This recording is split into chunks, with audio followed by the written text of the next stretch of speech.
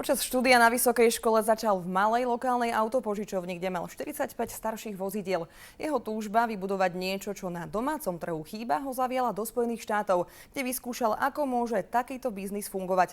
No a po návrate domov sa to všetko začalo. Okrem iného aj zistenie, že budovanie svojho vlastného sna nie je vôbec jednoduché. Pozrite si biznis, dozviete sa viac. Pekný večer.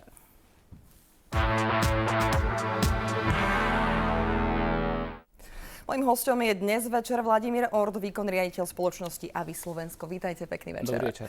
Tak skúsme sa teda preniesť do tých vašich vysokoškolských čias, ako si ich pamätáte, keď ste začali podnikať a v tomto segmente. Povedzte viac, prečo vôbec a ako ste na to prišli? Tak začiatky v tom čase boli veľmi ťažké a podnikať som začal preto, lebo každý bol hladný po nejakých nových zážitkoch, nových výrobkoch. Neučarovali autá od detstva, hral som sa s autičkami, moje prvé vlastné auto. A už na vysokej škole som začal s prvými 4 vozidlami, ktoré potom, keď som začal robiť pre veľkú medzinárodnú spoločnosť, pre mňa znamenalo nejaké synonymum, pretože dokonca zakladateľ značky, pre ktorú robím, Avis, začal so 4 autami v roku 1946.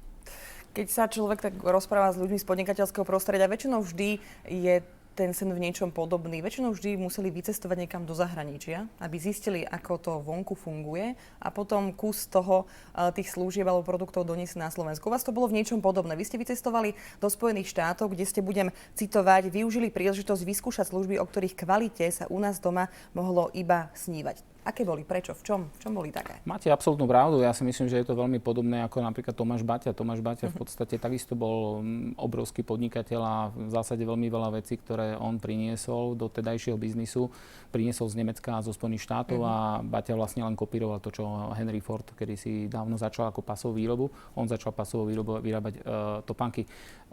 Môj detský sen v tých časoch bol, a myslím si, že nielen môj, deti a mladí ľudia boli odchovaní na seriálu Dallas a Denver Clan a všetci sme chceli ísť do Spojených štátov a pozrieť sa, o čom to je, vyskúšať KFC, McDonald a vidieť to, o čom to je, mrakodrapy.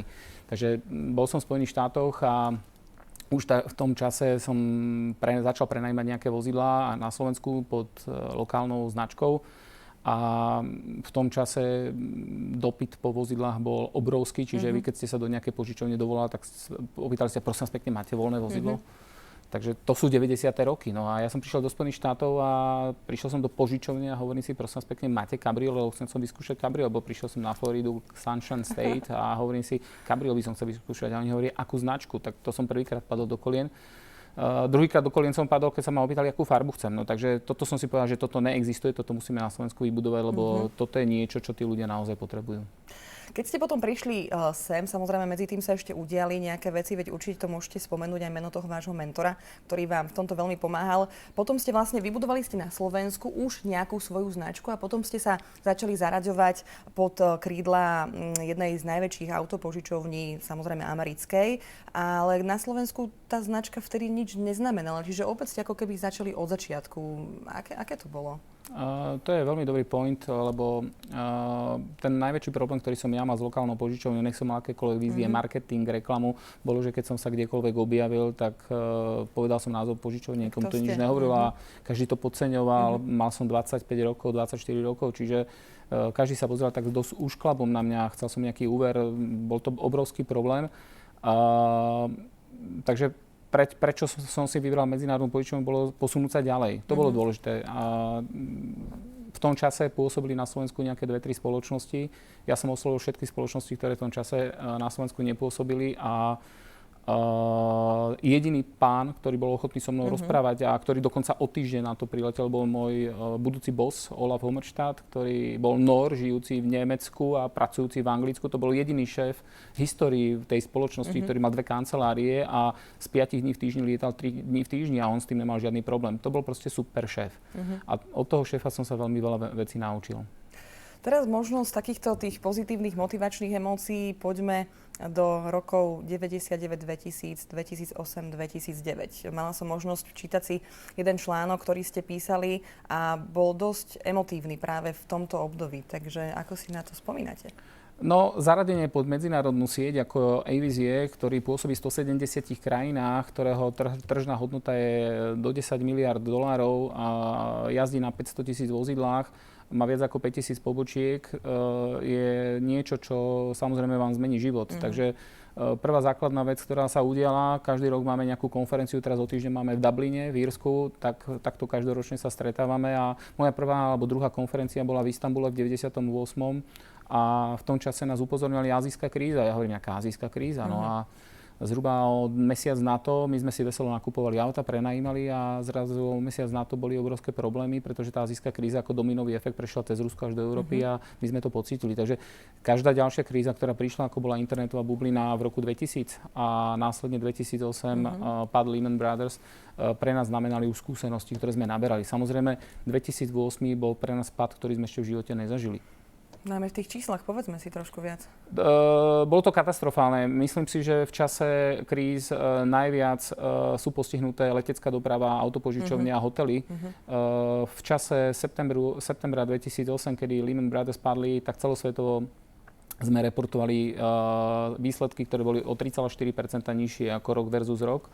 A my na Slovensku už sme boli 3,6%. Nech sme boli na čokoľvek pripravení, tak najväčší problém, ktorý nastal, bol ten, že do marca 2009 sme spadli o 64% a samozrejme museli sme tomu nastavať opatrenia. Odchádzali alebo zbavovali sme sa zamestnancov, ktorí boli menej zaujímaví, ktorí neboli takí aktívni, neskôr takí, ktorí aj dobre zarábali, aby sme znížili naše náklady. Takže prestali sme pozerať televíziu, prestali sme čítať noviny a začali sme budovať firmu úplne odznovu na to, aby sme toto obdobie prežili. Toto je presne to, aj sme sa o tom rozprávali, že čo ľudia, ktorí prežili presne, a doslovne, že prežili, ich firmy toto obdobie hovoria, že kríza je buď totálna smrť ekonomická, samovražda alebo vražda, alebo priestor pre úplné zlepšenie. Ako vôbec ste si vy vo vašej spoločnosti nastavili tie kritériá, ako ste sa fokusovali na tie priority? Hovorili ste, stratili ste zamestnancov od tých v úvodzovkách najmenej potrebných až po tých naozaj kľúčových, rovnako aj dodávateľov. A spomínali sme slovo lojalita, ktorá bola veľmi dôležitá v tom období. No, musím povedať, že základné pravidlo alebo základné slovo, ktorého sme sa držali, bolo prežiť. My sme chceli prežiť, my sme chceli budovať, my sme ten americký sen, alebo to, čo som v tých Spojených štátoch videl, alebo ak nazveme americký sen, je zaumieniť si niečo v biznise a dosiahnuť to a nie len v prospech seba, ale aj svojho okolia. Takže ja by som takto nazval americký sen. Takže my sme ten americký sen neustále budovali a chceli sme ho vybudovať. Napriek tomu, že sme padli, nechcem povedať, že na úplne dno, ale na dno. Prestali sme pozerať televízne noviny, prestali sme čítať časopisy, proste, že akékoľvek depresívne správy, čokoľvek ste si otvorili, všade boli depresívne správy, ak sa prepúšťa, ak niečo nejde. A začali sme celý ten biznis prebudovať tak, aby sme takéto niečo už nikdy v živote nezažili. Takže prišlo dvojité Včko, 2008 bola prvá časť krízy, druhá časť krízy prišla v septembri 2009-10 a potom v roku 2011 sa to začalo meniť a vlastne tam, kam sme to my nakoniec smerovali, je dnešná situácia, ktorá už je v stave, kedy naša spoločnosť v zásade funguje ako fabrika. Fabrika to znamená, že mimo výroby vozidla a mimo šrotu vozidla my spracúvame to vozidlo tak, aby ten zákazník dostal maximum. Maximum znamená vyšťavený pomaranč. Šupka odíde a vy dostanete len pomaranč a vy ho vypijete. A to každý má rád, samozrejme. Hej. Teraz ste mi nahrali presne na ďalšiu otázku, lebo po tomto všetkom, čo si vlastne vaša firma prežila, keď sa človek pozrie dnes na výsledky vašej firmy, máte najrozsiahlejšiu sieť zastúpení po celej krajine, najväčší počet vozidiel, ročne máte viac ako 10 000 prenájmov. To znamená, vráťme sa trošku na začiatok. Podarilo sa vám dosiahnuť to, čo ste chceli? Alebo to, čo ste si vysnívali? My sa neustále nezastavíme. Okay. My sa nezastavíme a nezastavíme sa preto, lebo zákazník je pán trh. A pán trh má povedať ten, kto je najlepší a ten, ktorý má prežiť. To znamená, zákazník určuje. Zákazník je veľmi cenovo dneska senzibilný. Áno, principiálne to, čo sa pýtate, je pravda. Dosiahli sme to, ale nevieme sa zastaviť, pretože ten dopyt zákazníkov o vozidlá je nielen vtedy, kedy idete na dovolenku, ale Slovensko nie je typický destinácia pre autopožičovne, čiže turistický ruch tu v zásade robí v zime 5%, v lete 10%, zbytok prenajímate firmám. Firmám znamená krátkodobé, dlhodobé nájmy, služobné cesty, náhradné vozidlá pre poisťovne, pre asistenčné služby.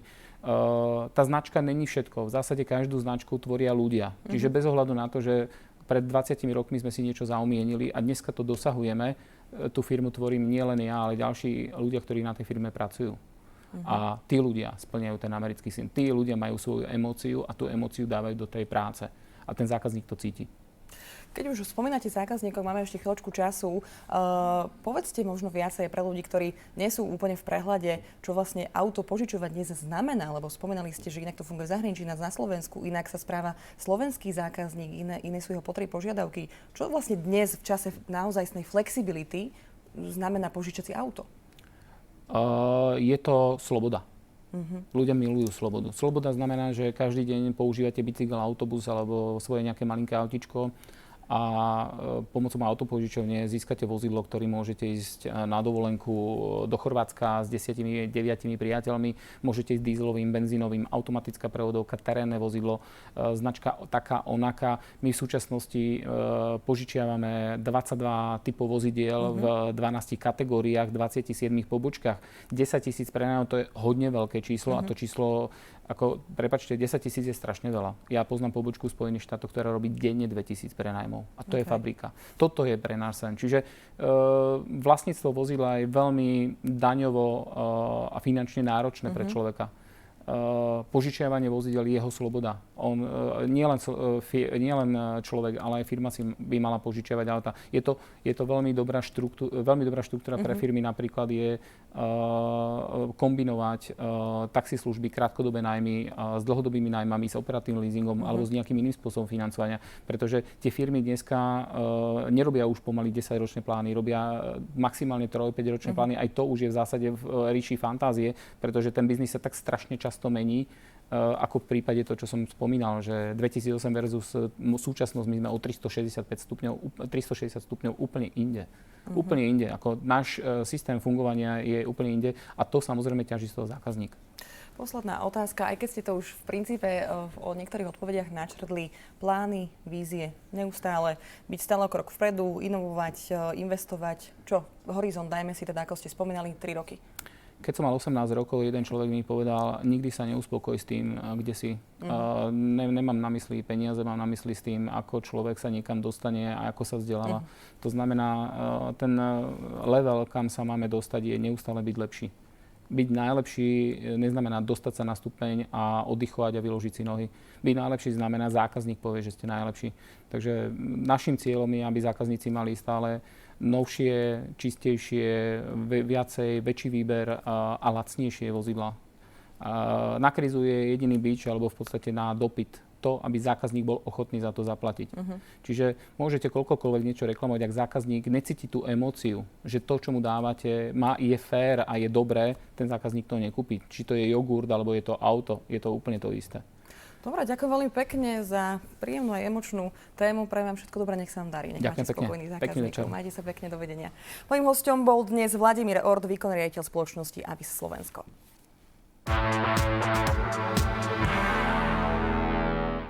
A pri biznise sa uvidíme opäť v stredu v rovnakom čase. Dovtedy nech sa vám darí a želám vám ešte pekný večer z Teatry a dovidenia.